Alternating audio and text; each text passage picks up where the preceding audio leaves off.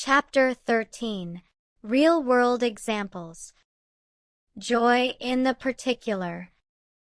All the science and philosophy in the world about joy has to eventually return to the specific, irreducible, particular moment in which joy actually occurs, in a real body, at a real time, in the real texture of a real human life. Theory without example is unanchored, and the theory of joy in particular risks floating off into abstraction if it is not regularly returned to earth, to the specific and the vivid and the lived. What follows is a series of real-world illustrations, drawn from the full range of joy's expressions, from the quiet and private to the overwhelming and shared, from the predictable to the completely unexpected, that attempt to bring to life everything that the preceding chapters have described. Consider the parent watching their child take their first independent steps. The child, perhaps 13 or 14 months old, has been working toward this moment for weeks, pulling themselves upright, cruising along furniture, testing their balance with increasing boldness. And then, without ceremony, they let go and take 3 steps into open air before sitting down with a look of profound, delighted surprise at what has just happened to their own body. The parent who witnesses this moment typically experiences something that is simultaneously multiple things. Pride, which is a complex emotion involving the appraisal of another's achievement as reflecting something good about the relationship. Love, which floods the chest with the warmth of oxytocin and endorphins, and a kind of pure, simple joy that requires no analysis, the joy of witnessing becoming, of seeing potential transform into actuality, of being present at a moment of genuine breakthrough. There are often tears, which itself is informative. The emotional intensity has exceeded the threshold that the regulatory capacity of the face can contain, and the overflow seeks another channel.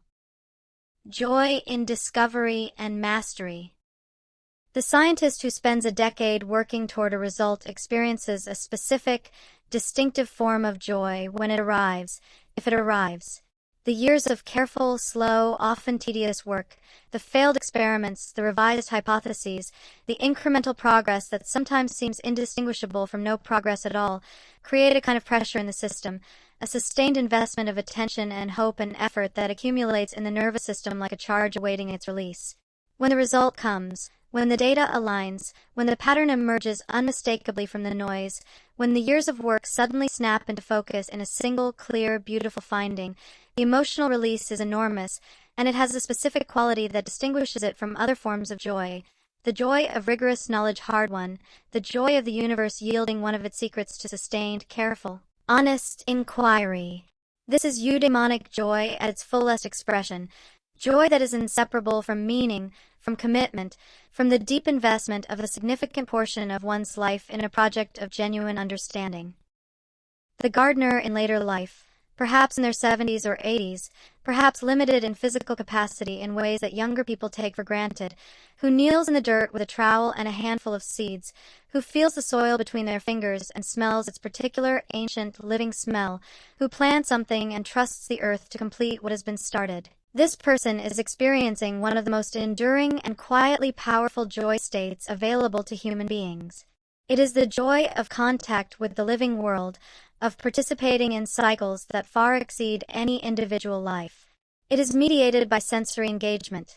The smell of earth activates the limbic system directly, bypassing the cognitive filter more completely than almost any other sensory input, and by the particular pleasure of working with the body in a focused, purposeful, unhurried way. It is the joy of a kind of faith, that what is planted will grow, that care produces results, that the world is still responsive to human tenderness. Joy in music and creative flow.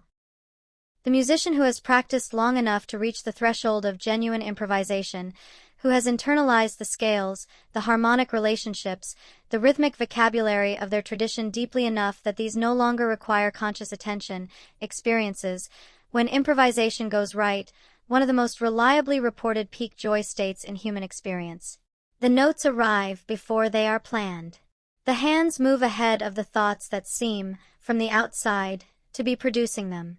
There is a quality of listening while playing, of both making and discovering simultaneously, of the music seeming to have a logic of its own that the musician is following rather than controlling.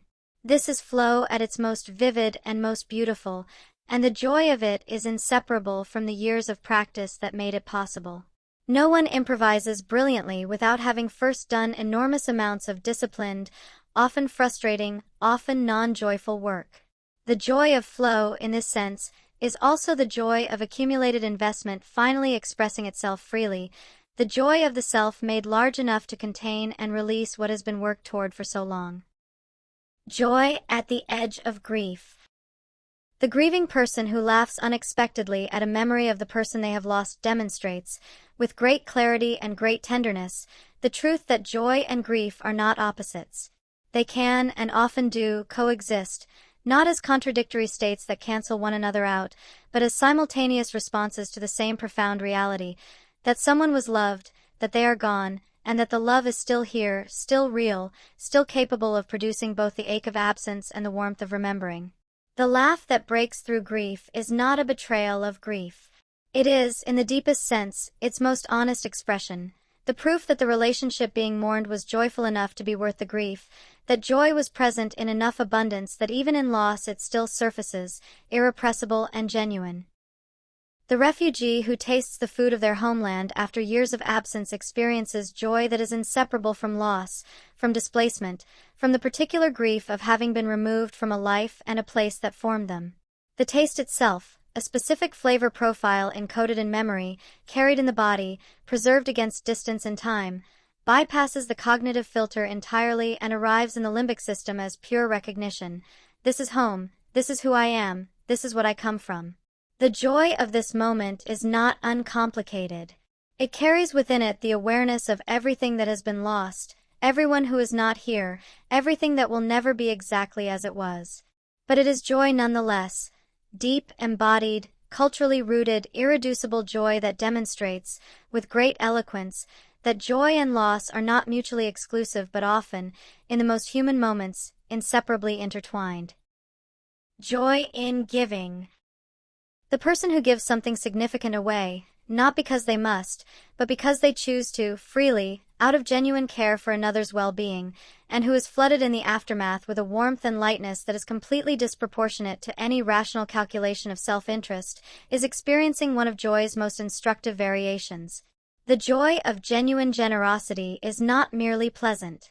It has a quality of rightness, of alignment, of the self doing what the self, at its deepest level, is oriented toward doing.